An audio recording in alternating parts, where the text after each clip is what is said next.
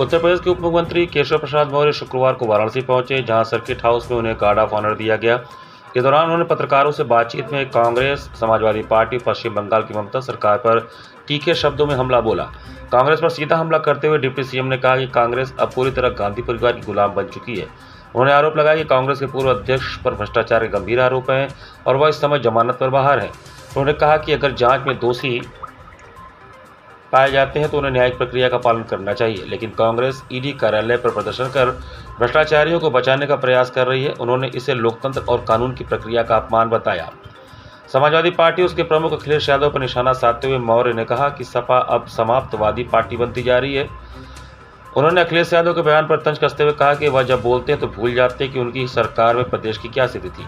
वहीं पश्चिम बंगाल में हुई हिंसा पर बोलते हुए केशव प्रसाद मौर्य ने ममता बनर्जी सरकार को आड़े हाथों लिया। उन्होंने आरोप लगाया कि टीएमसी के गुंडों को ममता सरकार का संरक्षण प्राप्त है और वे लगातार हिंदुओं पर हमले कर रहे हैं। इस तरह उप मुख्यमंत्री ने कांग्रेस, समाजवादी पार्टी और तृणमूल कांग्रेस पर एक साथ तीखे शब्दों से हमला बोलकर अपने सख्त तेवर दिखाए। गांधी जो दोनों कांग्रेस के पहले अध्यक्ष रह चुके हैं, इनके ऊपर भ्रष्टाचार का आरोप लगा है। ये जमानत पर बाहर हैं। अगर जांच में दोषी पाए गए हैं, उसमें चार्जशीट लगी है तो न्यायालय जाना चाहिए।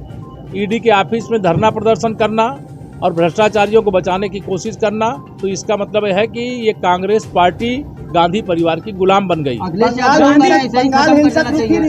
यादव कह रहे हैं इसे खत्म कर देना चाहिए, ईडी को ही खत्म कर देना चाहिए। श्री अखिलेश यादव जी जब ईडी की स्थापना हुई है उस समय उनकी पार्टी का समर्थन था संसद में, और उनको इस प्रकार की बातें करना कि ये कोई ईडी कोई परचून की दुकान है क्या, को बंद कर देना चाहिए, कभी खोल देना चाहिए।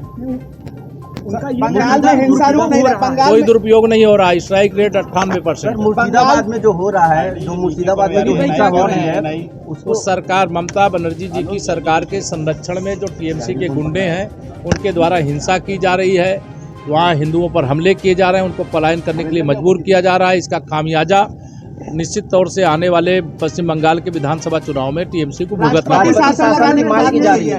जो वहाँ की परिस्थिति होगी, वहाँ की जो लीडरशिप है वो मांग कर रही होगी परिस्थिति के अनुसार, उस पर जो निर्णय लेना होगा केंद्र सरकार को लेना है।